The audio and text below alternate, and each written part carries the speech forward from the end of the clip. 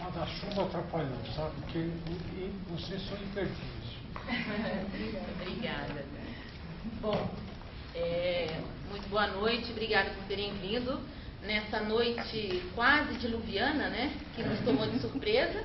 A gente chegou aqui para ensaiar um pouco antes e no meio do nosso ensaio acabou a luz, sabe? Então a gente falou assim, melhor que tenha sido durante o ensaio do que durante a apresentação, né? Porque nós preparamos um programa bem especial para vocês e nós vamos começar tocando o quinteto de Radamés Nhaçabi e para vocês conhecerem o nosso quinteto de sopros Brasília Ensemble.